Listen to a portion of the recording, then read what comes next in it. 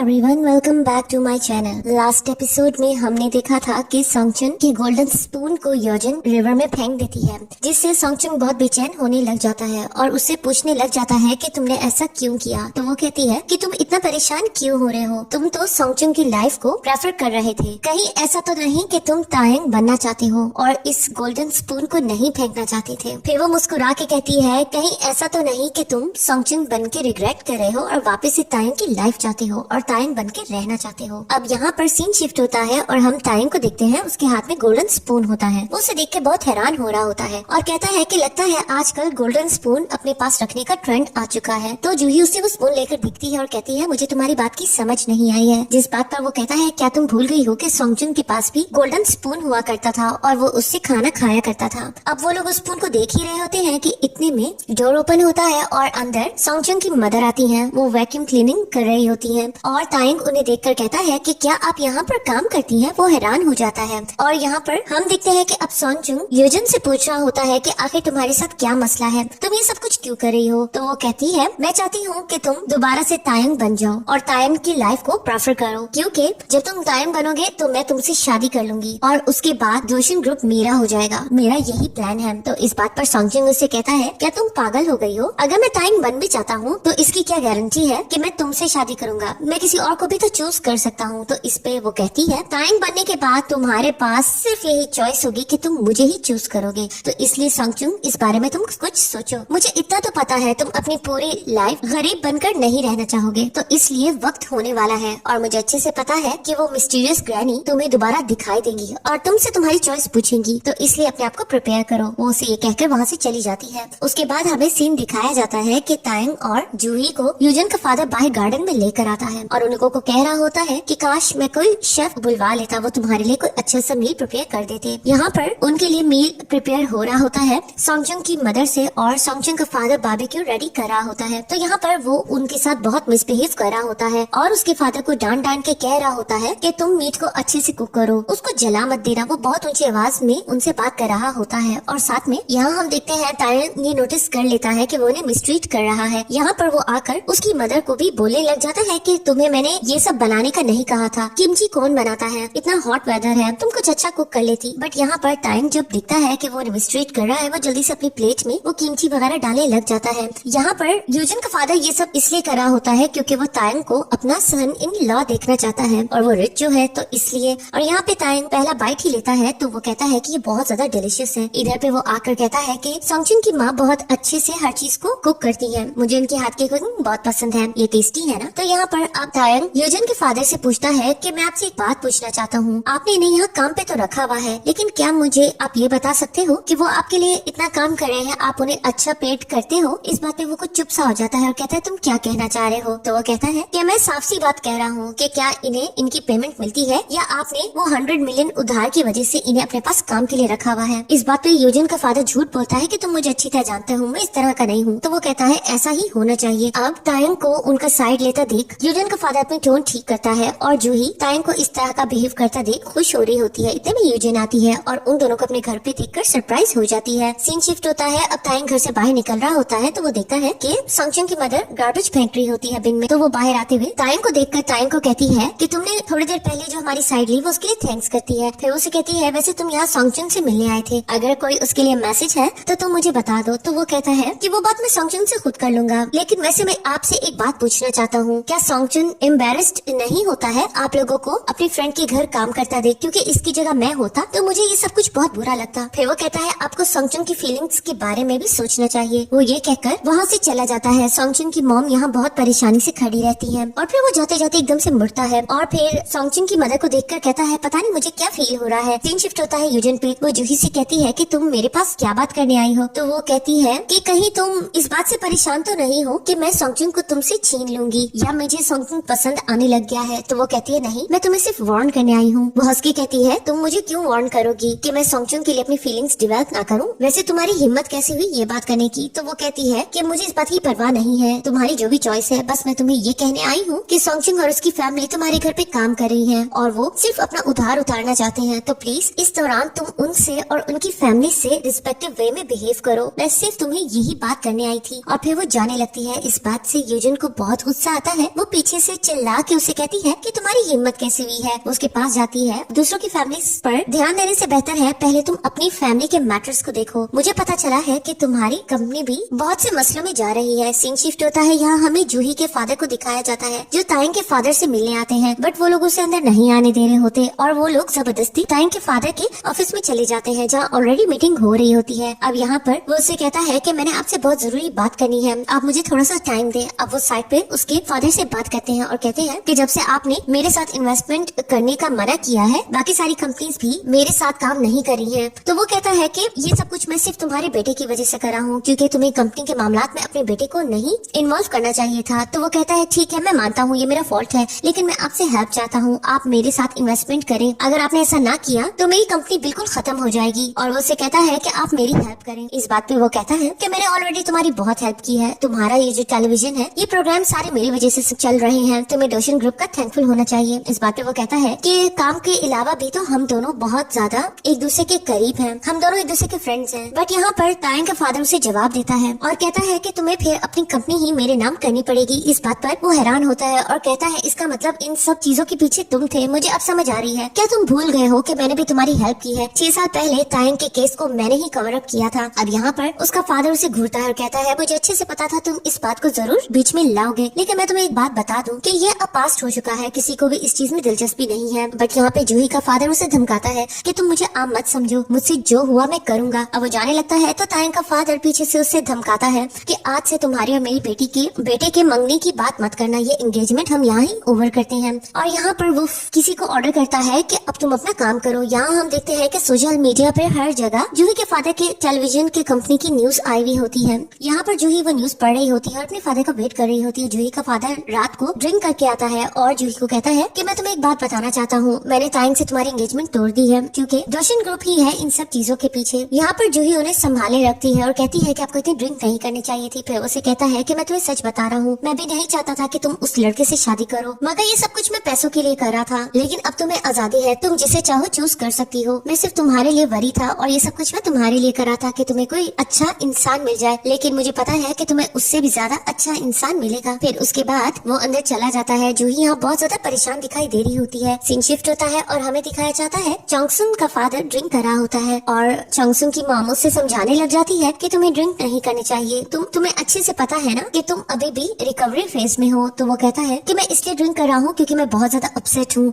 आज सोंगचुन के फ्रेंड्स के सामने मेरी बहुत ज्यादा इंसल्ट की है यूजिन के फादर ने, तो इसलिए मुझे थोड़ा सा ड्रिंक करने दो, मैं बहुत ह्यूमिलेटेड फील कर रहा हूँ। और उसके बाद उसकी वाइफ कहती है कि तुम्हें ड्रिंक नहीं करना चाहिए, तुम्हें बहुत बुरा लग रहा है, तुम अपसेट हो कि तुम्हारे उसके फ्रेंड्स के सामने इंसल्ट हुई है। सोचो सोंगचुन कैसे सोचता होगा। आज मेरे जहन में भी ये बात आ रही थी। ताइंग ने मुझे कहा था आप लोगों को क्या बुरा नहीं लग रहा है कि आप लोग सोंगचुन के फ्रेंड्स के सामने काम करते हो, सोंगचुन कितना बुरा फील करता होगा। तो मुझे आज एहसास हुआ कि सोंगचुन वाकई में क्या कुछ फील करता होगा। फिर वो उसे कहता है कि ये सब कुछ मेरी वजह से हो रहा है क्योंकि मैंने 100 मिलियन वॉन का कर्जा देना है और मैं तुम लोगों के लिए इतने पैसे नहीं बना सका। वो इस बात पे रोने लग जाता है और ज्यादा ड्रिंक करने लग जाता है। सोंगचुन की मॉम आगे बढ़ती है, उससे वो बॉटल खींचती है और कहती है कि अगर तुम्हें इतना ही बुरा लग रहा है तो तुम्हें और ज्यादा हार्ड वर्क करना चाहिए, यहाँ बैठ के ड्रिंक नहीं करनी चाहिए, पैसे बनाने के बारे में सोचना चाहिए। और फिर वो बैठ के फूट के रोने लग जाती है। और उसके बाद हमें सीन दिखाया जाता है कि सोंगचुन का फादर बहुत ही बेबसी से उसे बस देखता रह जाता है। और यहाँ पर अब हमें सीन दिखाया जाता है कि सोंगचुन की सारी बातें बाहर सुन रहा होता है, वो बहुत परेशान दिखाई दे रहा होता है। सीन शिफ्ट होता है और हमें सुबह का सीन दिखाया जाता है। यूजिन और उसके फादर ब्रेकफास्ट के लिए कहीं बाहर जा रहे होते हैं। सोंगचुन ये मौका देखता है और उनके घर में एंटर होने की कोशिश करता है। वो विंडो से उनके घर में एंटर होकर यूजिन के रूम में चला जाता है और वहाँ पे जाके अपना गोल्डन स्पून हर जगह ढूंढने लग जाता है, जो कि उसे कहीं भी नहीं मिल रहा होता। इतने में हम देखते हैं कि यूजिन अंदर एंटर होती है और उसे कहती है कि तुम यहाँ क्या कर रहे हो। तो वो कहता है कि मैं अपना गोल्डन स्पून ढूंढ रहा हूँ। तो वो कहती है तुम्हें इसके लिए मुझे कहना चाहिए था। वो कहता है कि ठीक है मुझे मेरा गोल्डन स्पून दे दो। तो वो कहती है नहीं, पहले तुम्हें मुझसे कमिटमेंट करनी पड़ेगी कि ताइंग बन के तुम मुझसे शादी करोगे और जूही को चूज नहीं करोगे। वो उसके पास आने लगती है, वो उसे पीछे धक्का देता है और कहता है मैं समझ गया हूँ, तुम ऐसे नहीं मानोगी, मैं खुद ही अपना स्पून ढूंढूंगा। अब वो हर जगह दीवानों की तरह अपने स्पून को ढूंढने लग जाता है। उसका कबर्ड खोल के सारा सामान निकालने लग जाता है। यूजिन उसे देखकर परेशान होती है, वो उसे हटाने लगती है तो वो उसे धक्का देता है। यूजिन की टक्कर हो जाती है और वो दोनों एक दूसरे के ऊपर गिर जाते हैं। आवाज गिरने से आवाज होती है जिसकी वजह से उसका फादर आवाज देने लग जाता है कि अंदर क्या हो रहा है। और यहाँ पर वो जल्दी से सोंगचुन को साइड पे छुपा देती है। उसका फादर अंदर आता है तो वो जल्दी से बहाना करती है कि वो क्लॉथ्स चेंज करी है तो आपको अंदर नहीं आना चाहिए। उसका फादर बाहर जाते हुए सोचता है कि मुझे आवाज टूटने की आवाज आई थी, कुछ न कुछ जरूर हुआ है। उसके बाद सॉन्गचुंग को हम देखते हैं कि उसे चोट लग गई होती है। यूजन उसके लिए बरी होती है। सॉन्गचुंग अपना हाथ छुड़ाता है और उसे कहता है कि मैं फजूल में यहाँ आया था, मुझे वो गोल्डन स्पून नहीं चाहिए। बट यूजन उसे रोकती है और कहती है तुम अच्छी तरह सोच लो, मुझे पता है तुम दोबारा मुझसे वो स्पून मांगने जरूर आओगे, मैं इस बात से श्योर हूँ। तो वो कहता है देखी जाएगी, और वो फिर अपना हाथ छुड़ा के चला जाता है। घर आके वो बैठ के यही सोच रहा होता है कि वो कितना बड़ा बेवकूफ है, उसे ये सब नहीं करना चाहिए था। अब यहाँ पर उसे उसका फ्रेंड फोन करके बताता है कि जूही के फादर की कंपनी के प्रॉब्लम्स चल रहे हैं। अब वो उस न्यूज को देखकर परेशान होता है और उसके बाद हम जूही को देखते हैं। वो खड़ी होती है तो सॉन्गचुन उसके पास आता है। वो सॉन्गचुन को देखकर हैरान होती है। तो वो कहती है तुम्हें क्या काम है? तो वो कहता है मैं तुम्हारे साथ समय बिताना चाहता हूँ, आओ हम दोनों डेट पे चलते हैं। और उसके बाद हमें सीन्स दिखाए जाते हैं कि वो दोनों बहुत अच्छे से अपना समय बिताते हैं।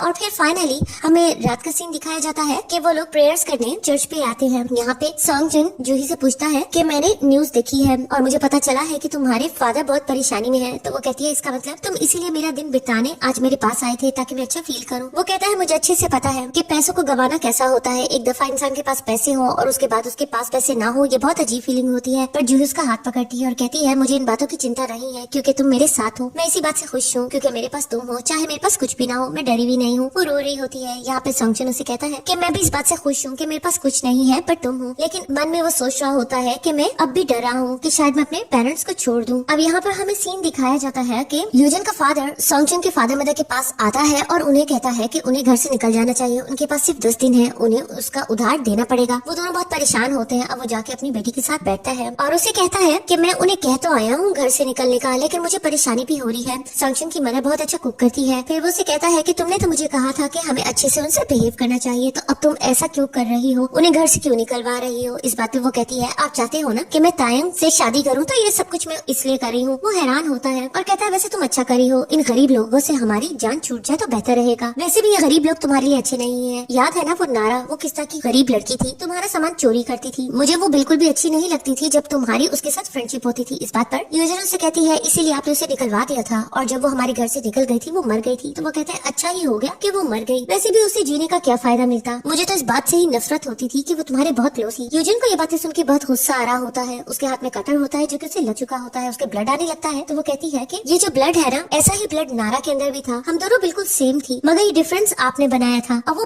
परेशान हो जाता है और कहता है कि मेरी बेटी कितनी ज्यादा काइंड है। रूम में आके वो इस बात से बहुत ज्यादा अपसेट होती है और सोचने लग जाती है कि इसे तो पता भी नहीं है कि इसकी बेटी मर चुकी है। और फिर खुद को समझा रही होती है कि अब मैं यूजन हूँ, मुझे नारा के बारे में इतना कॉन्शियस नहीं होना चाहिए। उसके बाद उसे याद आता है कि उसने सॉन्गचुन का गोल्डन स्पून भी सेफ जगह पे रखना है। फिर वो उसे उठा के सेफ में रख देती है। एंड देन फ्रेंड्स, अब डिनर के दौरान हम देखते हैं कि ये फैमिली इसी बारे में बात कर रही होती है कि हमने 100 मिलियन में से सिर्फ 30 मिलियन का कर्जा ही उतारा है, अभी 70 मिलियन रह। यहाँ पर हम लीसोंग को देखते हैं जो बोलने लग जाती है कि इतना ज्यादा हार्ड वर्क करने के बावजूद इतना ज्यादा कर्जा अभी भी देना बाकी रहता है। फिर वो कहती है वैसे अगर जब हम कर्जा दे देंगे तो हम बाद में रहेंगे कहाँ, हमारे पास तो कोई रहने की जगह नहीं है, ये कर्जे के बाद एक न्यू मुसीबत स्टार्ट हो जाएगी। तो उसके पेरेंट्स कहते हैं कि तुम लोग इस बात की चिंता मत करो, ये हमारा काम है परेशान होना, तुम लोग अच्छे से खाना खाओ। उसके बाद हम देखते हैं कि काम के दौरान यहाँ लीसोंग सॉन्गचुन को बैंक में कुछ अमाउंट ट्रांसफर करती है और कहती है ये 3 मिलियन उसने कहीं से उधार लिए हैं, तो उसे वो पैसे खर्च नहीं करने हैं। वो कहता है तुम बिल्कुल भी टेंशन मत लो। बट यहाँ पर हम देखते हैं कि सॉन्गचुन इसी बारे में हिसाब लगा रहा होता है कि उसे किस तरह अपना कर्जा उतारना पड़ेगा। वो बहुत ज्यादा कैलकुलेशन करता है और फिर वो सोचता है कि वो ये पैसे जो कि उसने कुछ अमाउंट सेव की होती है उनको वो स्टॉक मार्केट में इन्वेस्ट करने के बारे में सोचता है, क्योंकि उससे चांसेस थे कि उसे काफी ज्यादा पैसे प्रॉफिट में मिल सकते हैं। अब यहाँ पे सीन शिफ्ट होता है और हम तायंग को देखते हैं जो अपने फादर के पास आता है और उनसे पूछता है कि आपने मेरी एंगेजमेंट क्यों खत्म कर दी। तो वो कहता है कि साफ सी बात है तुम्हारी एंगेजमेंट मैंने पैसों की वजह से की थी और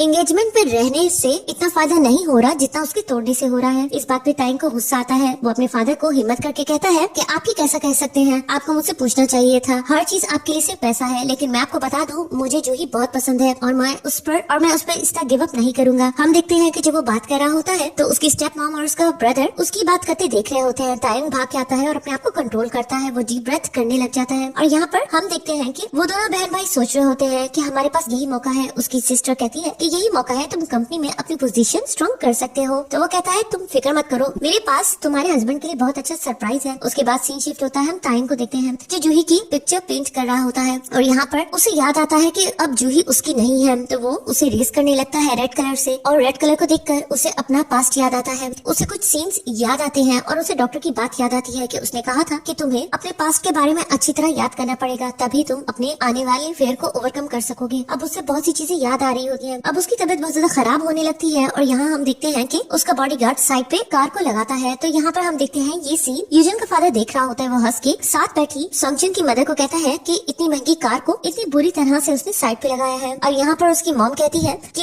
कैफे तो पीछे रह गया है, आप मुझे कहाँ लेकर जा रहे हो। तो वो कहता है मैं तुम्हें बहुत अच्छी जगह लेकर जा रहा हूँ क्योंकि तुमने मुझसे बहुत इंपॉर्टेंट बात करनी है, तो मैं चाहता हूँ तुम कुछ स्पेशल फील करो। यहाँ पर उसकी मॉम बहुत ज्यादा हेजिटेट कर रही होती है। इतने में उसके हस्बैंड की कॉल्स आती है जो कि वो पिक नहीं करती है। तो वो कहता है अच्छी बात है, पिक मत करो, तुम्हारा हस्बैंड गलत समझेगा कि तुम मेरे साथ समय बिता रही हो। और यहाँ हम उसके हस्बैंड को देखते हैं जो बहुत ज्यादा परेशान होता है क्योंकि उसकी वाइफ उनको पिक नहीं कर रही होती है। और यहाँ हम देखते हैं वो किसी वेबटून कंपनी में आया होता है और वो वहाँ पर अपने स्केचेस दिखाता है। एक्चुअल में वो वेबटून कंपनी वाले कुछ रिलीविंग कैरेक्टर्स बनवाना चाहते हैं, बट सॉन्गजुन के फादर ने इतने ज्यादा रिवीलिंग कैरेक्टर्स नहीं बनाए होते हैं। तो अब वो उसे डांट रहा होता है कि तुम्हें कुछ ज्यादा बॉडी को शो करना है, तभी हम तुम्हें यहाँ रखेंगे, वरना तुम यहाँ से चले जाओ। तो वो बहुत परेशान होता है और कहता है कि मेरे बच्चे हैं और मैं नहीं चाहता इस तरह की कैरेक्टर बनाना, वो क्या सोचेंगे। तो वो कहता है कि ठीक है तुम यहाँ से चले जाओ। तो वो कहता है ठीक है मैं बना लूंगा। वो इस बात पे अग्री कर जाता है, लेकिन वो ऐसे कैरेक्टर्स बनाना नहीं चाहता है, बट पैसों की वजह से वो मान जाता है। अब वो बहुत परेशान होता है, वो अपनी वाइफ से इस बारे में डिस्कस करना चाहता है, बट इतने में वो कैफे आके पूछता है अपनी वाइफ के बारे में। तो वो कहते हैं कि वो तो सुबह ही काम करके चली गई। वो बहुत परेशान होता है। यहाँ हमें उसकी वाइफ का सीन दिखाया जाता है कि यूजन का फादर उसे किसी महंगे रेस्टोरेंट में लेकर आता है। वो उसे कहती है कि आप मुझे यहाँ क्यों लेकर आए हो। तो वो कहता है कि मैं तुमसे ये बात करने आया हूँ, मैं तुम्हें यहाँ पे स्पेशल फील करवाने आया हूँ। मैं तुमसे कहना चाहता हूँ कि तुम अपने हस्बैंड के साथ क्यों रह रही हो, उसकी वजह से तुम लोग फंस के रह गए हो और तुम लोगों को इतना ज्यादा कर्जा देना पड़ रहा है। वो उसे कहती है मैं सिर्फ आपसे ये बात करने आई थी कि हमें कुछ और टाइम दे दें आप और हम आपका कर्जा दे देंगे। बट यहाँ पर हम देखते हैं कि उसके फादर की नीयत अच्छी नहीं होती है। वो उसके करीब आता है, उसका हाथ पकड़ता है और उसे कहने की कोशिश कर रहा होता है कि वो एक शर्त पे 100 मिलियन माफ करेगा कि वो उसके साथ समय बिताए, और वो उसके साथ बहुत क्लोज होने की कोशिश कर रहा होता है। तो यहाँ पर वो बहुत ज्यादा घबरा जाती है और रेस्टोरेंट से निकल जाती है। वो उसके पीछे पीछे भागता है और उसे कहता है तुम मुझे इस तरह नहीं छोड़ के जा सकती हो। तो वो कहती है आप ये क्या कर रहे हो। तो वो कहता है कि मुझे तुम बहुत ज्यादा खूबसूरत लगती हो, तुम्हें पैसे चाहिए ना, मैं तुम्हें सारे पैसे दूंगा, तुम सिर्फ एक दिन मेरे साथ बिताओ। वो कहती है आपको क्या हो गया है, आप किस तरह की बातें कर रहे हो। तो वो कहता है कि तुम पागल हो गई हो, तुम उस शख्स के साथ क्यों रह रही हो, क्या इतने अमाउंट तुम्हारे लिए कम है। मैं तुम्हें हर चीज दूंगा, तुम्हें अलग अपार्टमेंट लूंगा, बस तुम मेरे साथ वक्त बिताओ। वो उससे फिर से क्लोज होने की कोशिश कर रहा होता है, वो उसे धक्का देती है, वो नीचे गिरता है। फिर वो उसे कहती है मैं तुम्हारे साथ एक सेकंड भी नहीं बिताऊंगी, चाहे तुम मुझे जितने भी पैसे देने की कोशिश करो। अब वो उसे ये धमका के वहाँ से जाती है। वो बस में एंटर हो जाती है और वो पीछे से आवाजें देता रह जाता है। यहाँ हम दिखते हैं बस में एंटर होने के बाद वो फुट फुट के रोने लग जाती है। और गाइस इस इमोशनल मोमेंट पे हमारी एपिसोड यहाँ ही खत्म हो जाती है। तो गाइस अब हमने आगे देखना है कि सॉन्गजुन दोबारा से तायंग की लाइफ को चूज करता है कि नहीं करता है। और अब सॉन्गजुन की मदर ने यूजिन के फादर को जो जवाब दिया है उसका क्या कॉन्सिक्वेंस उनकी लाइफ पे पड़ेगा और कौन सी नई मुसीबतें उनका इंतजार कर रही हैं। तो गाइस मिलते हैं नेक्स्ट वीडियो में, तब तक के लिए आप लोग मेरे चैनल को सब्सक्राइब कर दें और अगर वीडियो पसंद आए तो उसे लाइक भी कर दीजिएगा और कमेंट बॉक्स में मुझे प्लीज बताइएगा आप लोगों को इस ड्रामे की एक्सप्लेनेशन कैसी लग रही है। Thank you so much.